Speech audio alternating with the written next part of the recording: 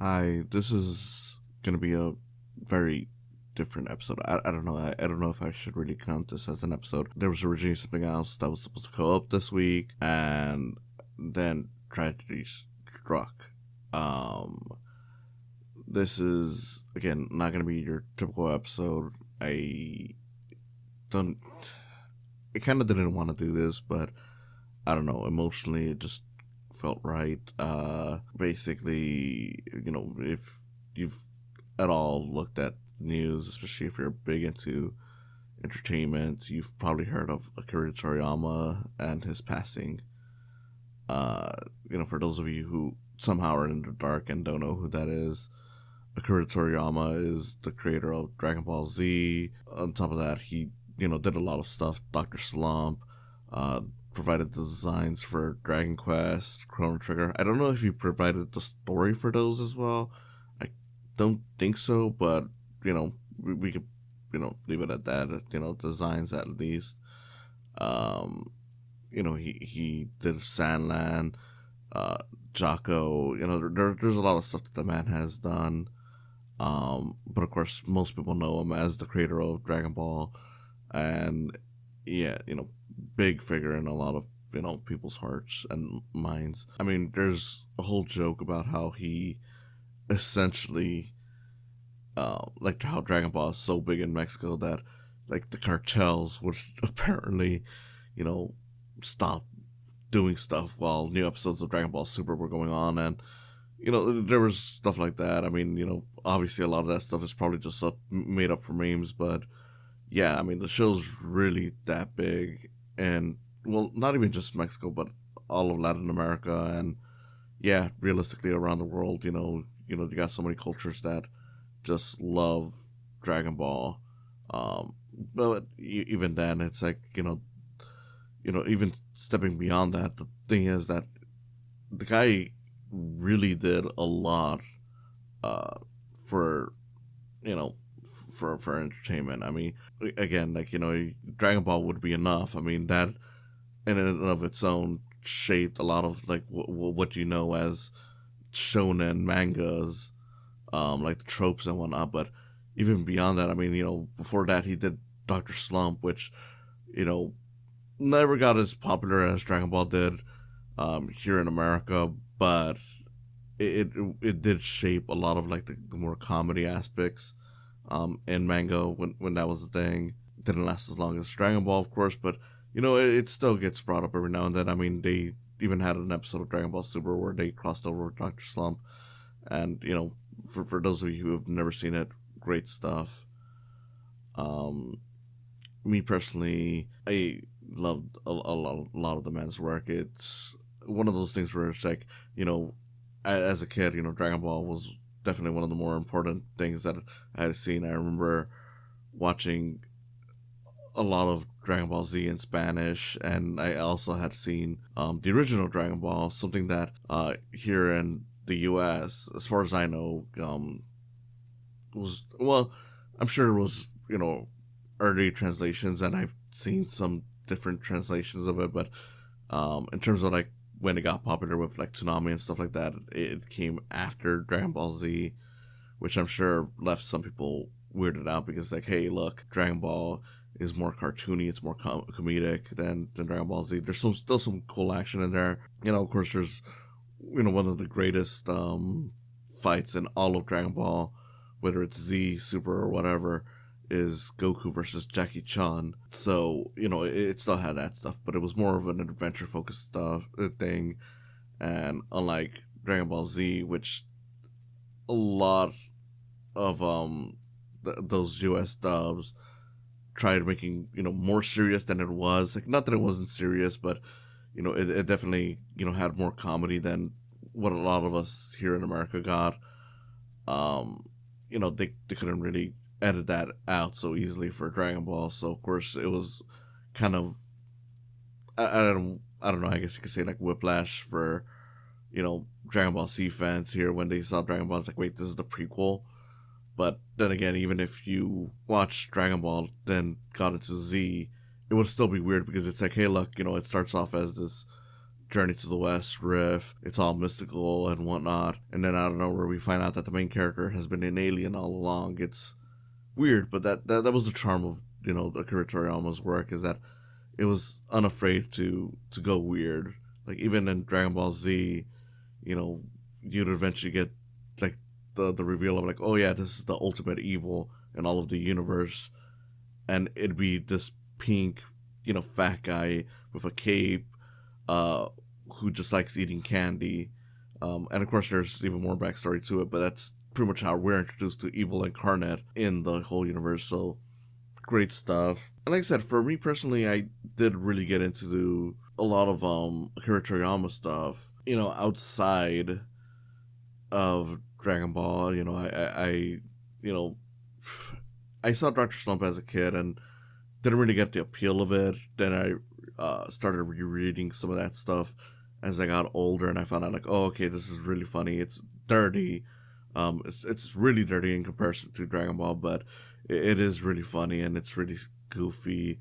There's a lot of charming characters in it. I really liked Sandland. I'm glad that that's finally getting some notoriety. Like, they're doing a movie. Well, actually, it already came out, but here in the US it hasn't. So that's cool. They're making a game out of it.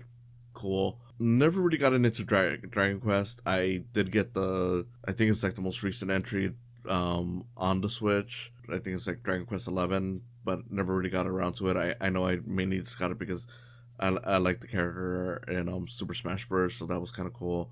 Which, hey, people always wanted Goku in Smash, and that's at this point the closest you can get to it. So that's pretty cool. Played Chrono Trigger, one of the greatest video games of all time, and again, that shows you how great Akira Toriyama is. Again, I'm not 100% sure how much he was involved story-wise, if at all, but even then, it's like, the character designs, are just great, and, there's no way that game would have been the same without that, at least.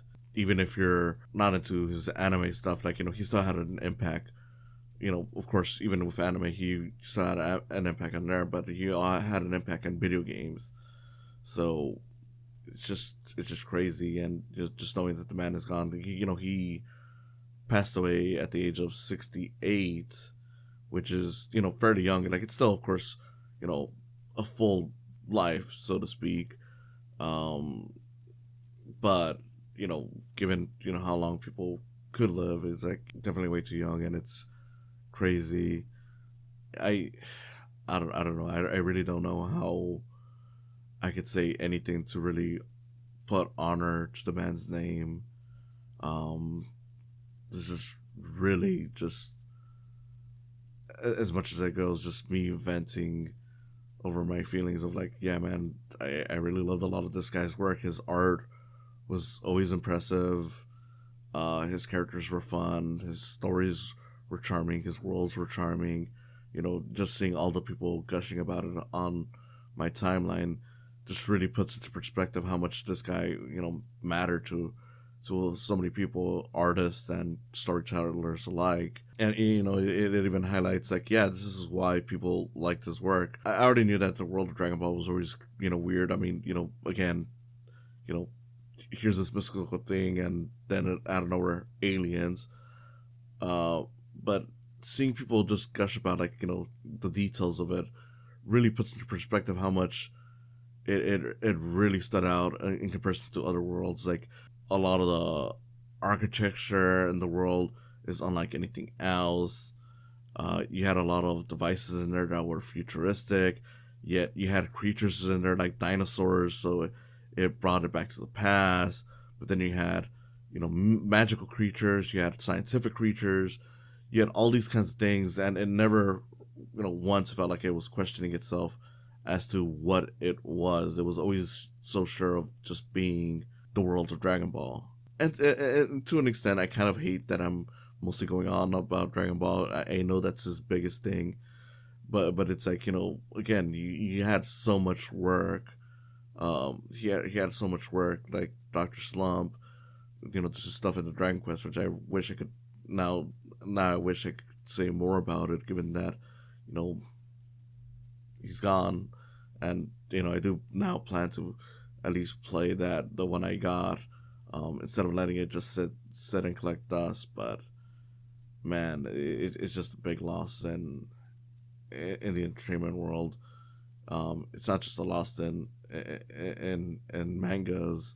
It's a loss in anime, because even if you just consider like, oh well, Dragon Ball was just an adaptation of a comic, it's like, well, eventually he did work directly with the anime with like Dragon Ball Super, and of course even provided the stories for the movies for the most recent ones, which I'll admit that's kind of cool how we had that live action movie.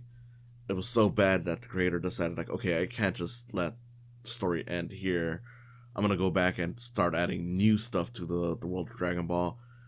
And I know some people were mixed towards it, but overall I think most people can agree that Dragon Ball Super and the additions he's made since returning are still charming enough that they're well worth any flaws that may come out of them.